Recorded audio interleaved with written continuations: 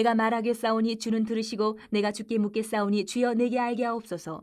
내가 주께 대하여 귀로 듣기만 하였사오나 이제는 눈으로 주를 배움나이다. 그러므로 내가 스스로 거두어드리고 티끌과 질 가운데에서 회개하나이다.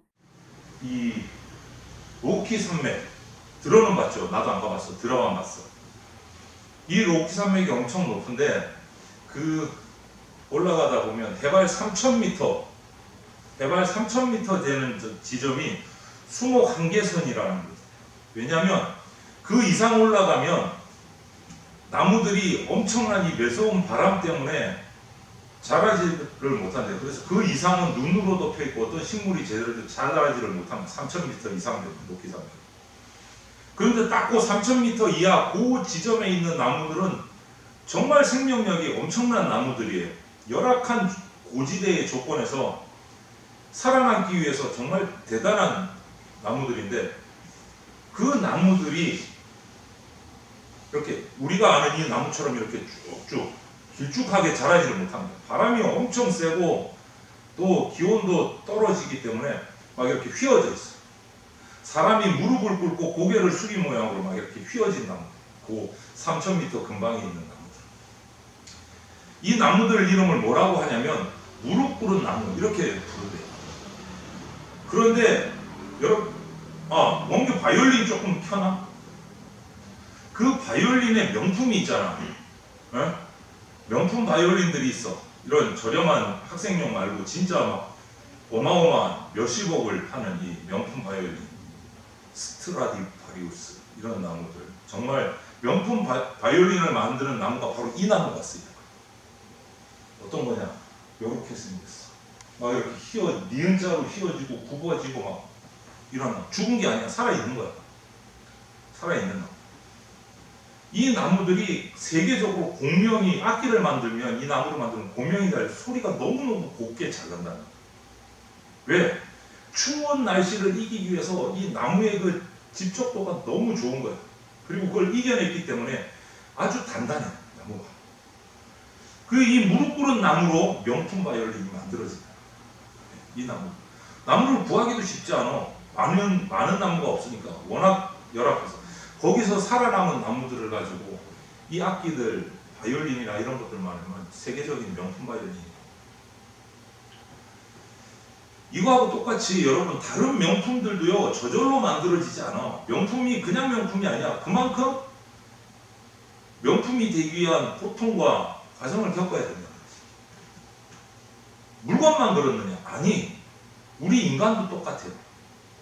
인간도 명품이 되려면 하나님이 쓰시는 위대한 인물, 정말 멋진 인물이 되려면 이 명품 바이올린이 고통과 풍랑을 겪고 살아남은 무릎 꿇은 나무로 만드는 것처럼 우리 인간도 고난을 겪어요. 고난을. 그것을 이겨냈을 때 정말 단단한 명품 인간이 됩니다. 오늘 우리는 본문에서 욥기라는 말씀을 읽었는데요. 이 본문에도 고난 가운데서 그 고난을 인내로 이겨내면서 정말 통과한 명품 인물을 한 명 만나요. 누구냐? 욥이라는 사람인데요. 욥은 정말 성경에 표현하면 진실하고 정직한 사람이었어요. 진실하고 정직한 사람. 하나님 앞에서도 정말 멋지게 살았고 하나님을 예배하고 하나님을 잘 섬기면서 살았고 하나님께 기도하고 응답도 많이 받았어요. 그런데 또 욥은 그 덕분에 하나님의 복을 받아서 세상에서도 나름 풍족한 부자로 살았어요. 그럼에도 불구하고 겸손하게 절망하고 고통 중에 하나님도 인정한 거야. 욥이 얼마나 정직하고 얼마나 선한지. 하나님도 그냥 참 잘했어요. 도장 쾅 찍어준 사람이 바로 욥이라는 거예요. 그런 욥에게 하나님께 인정받고 하나님의 그 참 잘했어요 도장을 받은 그 욥에게도 고난이 찾아왔어요. 고난이 찾아왔어요. 어떤 고난이냐? 스바 사람들이 갑자기 와서 욥이 가졌던 그 재산을 다 약탈해 갔어요. 큰 바람 태풍이 불어서 집도 무너져 버렸어요. 그 집이 무너질 때 10자녀가 다 팔려서 죽어버렸어요. 그런데 이런 고난 속에서도 욥이 어떤 반응을 일으켰느냐? 욥기 1장 21절에 보면 이런 말이 있어요. 주신 이도 여호와시오 거두시니도 여호와시니 여호와의 이름이 찬송을 받으지. 이해가 돼? 이런 말은 어때? 이럴 수 있을 것 같아? 엄청난 인물이죠. 그런데 이 정도 해갖고 해도 대단한데 욥의 고난이 여기서 안 끝났어. 머리끝부터 발바닥까지 종기가 나서 간지러워서 잿더미에 앉아갖고 막 이렇게 몸을 긁었어. 너무너무 간지럽고 고통스러워. 병까지 난 거야. 피부병.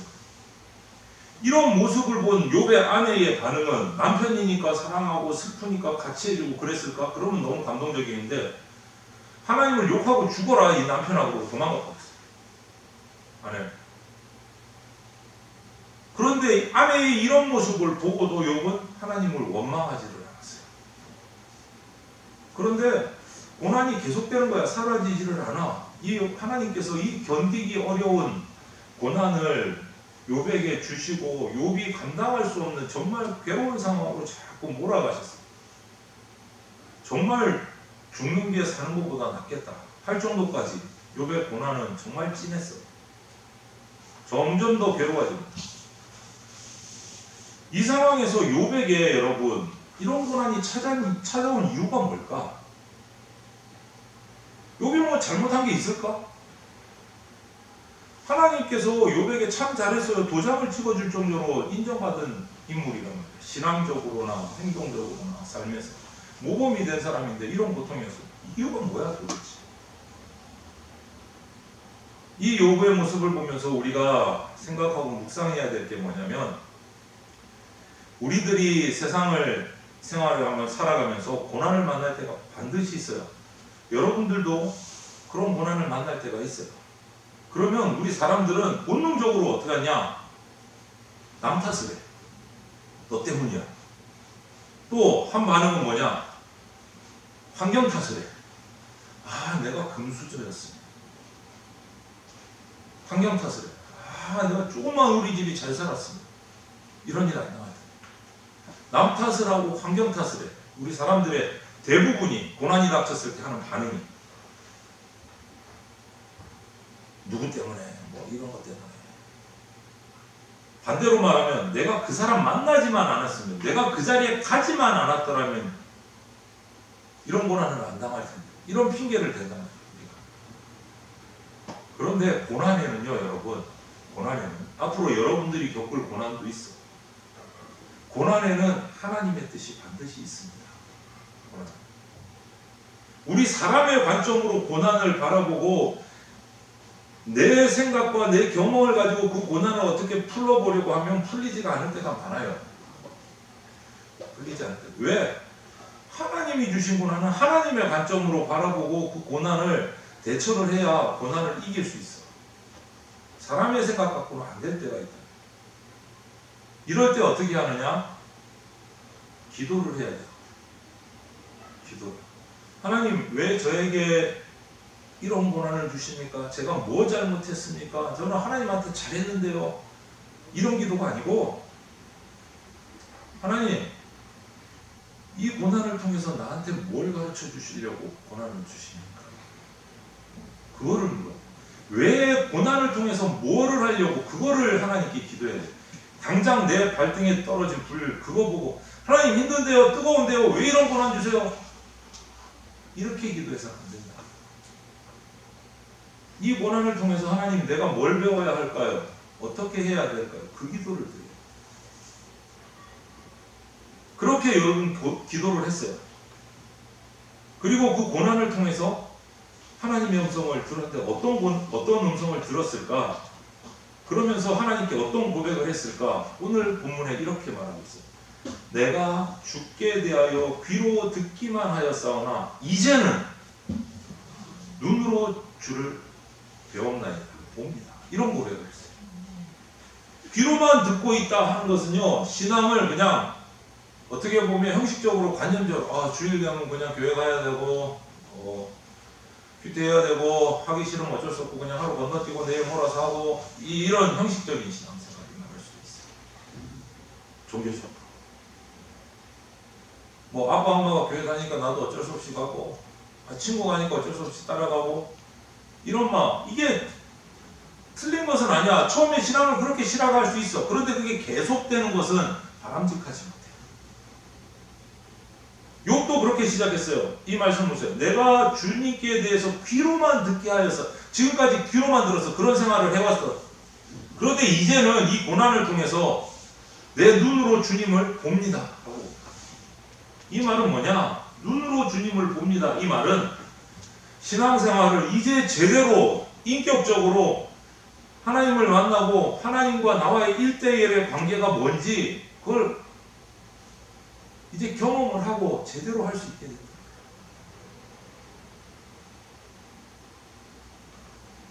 욥은 지금까지 신앙생활 열심히 하고 정말 잘했어요. 하나님께 인정받는 신앙생활을 했어. 하나님의 음성을 듣고 하나님 앞에 하나님께서 자기 앞에 나신 하나님을 직접적으로 이런 어떤 경험을 하지는 못했어.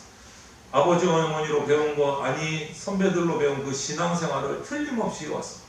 제사 드리고 감사하고 예배하고 철저하게 해왔음에도 불구하고 하나님과 1대1의 관계가 아직 제대로 없었던 거예요.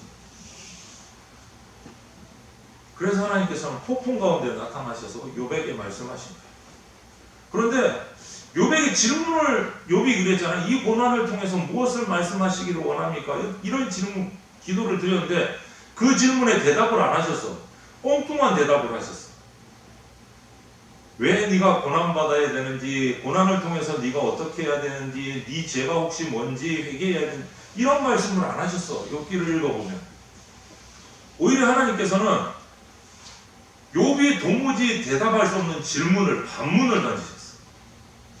왜 이런 고난을 주십니까? 어떻게 해야 됩니까? 무엇을 깨달아야 합니까? 했을 때 답을 주시지 않고 또 질문을 하셨어. 하나님, 반문. 이런 질문이에요. 땅의 기초를 어떻게 했는가? 바다는 어떻게 생겼나? 바다 밑을 네가 들어가서 본 적이 있느냐? 이런 것들.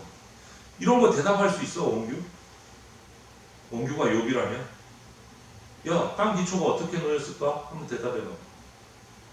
바다는 어떻게 생겨났을까? 한번 대답해봐. 너 저 바다 가장 밑바닥에 들어가 본 적이 있어? 대답해봐. 이 질문을 하시는 거예요. 아니, 고난이 왜 왔는지, 고난을 통해서 내가 어떻게 해야 될지를 질문했는데 하나님은 이런 질문을 또 반문을 던지시는 거예요.